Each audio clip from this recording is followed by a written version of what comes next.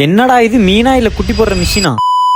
Welcome to day 50 of நான் கப்பி form உருவாக்க போறேன். ஒரு வழியா இந்த சீரிஸ் ஆரம்பிச்சு கிட்டத்தட்ட 50 எபிசோட் நம்ம பார்த்தாச்சு. இவ்வளோ வீடியோஸ் போடுவேன் நான் நினைச்சே பார்க்கல. அதே மாதிரி அந்த அளவு சப்போர்ட் கிடைக்கும் நான் நினைச்சு கூட பார்க்கல. இந்த சீரிஸ் போட ஆரம்பிச்சதுல இருந்து எனக்கு நிறையவே சப்போர்ட் கிடைச்சிருக்கு. இதே மாதிரி இன்னும் நல்லா சப்போர்ட் பண்ணுங்க. அடுத்து நம்ம 7K சப்ஸ்கிரைபர்ஸ் ரீச் பண்ண போறோம். அது ரீச் பண்ணோன்னே இன்னொரு கிவ்வே கண்டிப்பா நம்ம கொடுப்போம். இதுக்கு முன்னாடி கிவ்வேல வின் பண்ணவர் வந்து அவரோட ஃபிஷஸ் ரிசீவ் பண்ணிட்டு எனக்கு ஒரு வீடியோ கிளிப் அனுப்பிச்சிருந்தாரு. அதை தான் நான் இப்போ ஆட் பண்ணியிருக்கேன். அதே மாதிரி எல்லாருமே சொல்லியிருந்தீங்க ரெகுலரா ரிப்பீட்டட் கமெண்ட்ஸ் பண்றவங்களுக்கு கிவ்வே தர வேணாம்னு சொல்லிட்டு. நெக்ஸ்ட் கிவ்வேல இருந்து அது கண்டிப்பா நடக்காது. ரிப்பீட்டட் கமெண்ட்ஸ் பண்ற யாருக்குமே கிவ்அவே கொடுக்க போறது கிடையாது. சிங்கிள் கமெண்ட் தான் அந்த ஒரு ஐடியில இருந்து வரணும். அந்த மாதிரி ஒரு கமெண்ட்டை தேர்ந்தெடுத்து நம்ம அவங்களுக்கு கிவ்அவே கொடுத்துடலாம் 7K. சரி, இன்னைக்கான கண்டென்ட் என்னன்னு பாத்தீங்கன்னா, நம்ம ஜெட் பிளாக் டம்போயர் வந்து கொஞ்சம் குட்டி போட்டுருந்துச்சு. நானும் கொஞ்சம் பிடிச்சி பார்க்கலாம், கொஞ்சம் தான் இருக்கும் அப்படின்னு நினைச்சு பிடிச்சிட்டே இருந்தேன். பிடிக்க வத்தாத கிணறு மாதிரி வந்துட்டே இருந்துச்சு. ஏன்னா இன்னும் அதுல வந்து மீன் இருக்கு. என்னால அவ்வளவு பிடிக்க முடியல, இவ்வளவுதான் பிடிக்க முடிஞ்சுன்னு சொல்லி நான் எடுத்துட்டு வந்துட்டேன். மேல டெம்பரேச்சர் அக்ளிமேட் பண்ணலான்னு. இவ்வளவு இது விடுறதுக்கு வேற இடமே இல்லாதனால ஃப்ரிட்ஜ் பாக்ஸ்ல தான் விடணும். இது பார்க்க எனக்கே அவ்வளவு அழகா இருந்துச்சு. அவ்வளவு குட்டி என் கையில இருந்து அழகா நீந்தி போச்சு. அதுக்கப்புறம் நான் ஃப்ரிட்ஜ் பாக்ஸை பார்த்தேன். ஃப்ரிட்ஜ் பாக்ஸ் ஃபுல்லா குட்டிங்க மட்டும்தான் இருந்துச்சு. பெரிய மீன்லாம் கம்மியா இருந்து குட்டிங்க எல்லாம் வந்து அதிகமா இருந்த மாதிரி தான் எனக்கு தோணுச்சு. இந்த ஜெட் பிளாக் டம்போயர் இருக்கலே கம்மி பிரைஸ்ல வேணும்னா டிஸ்கிரிப்ஷன்ல என்னோட கான்டாக்ட் நம்பர் கொடுத்துருக்கேன். கண்டிப்பா செக் பண்ணி பாருங்க.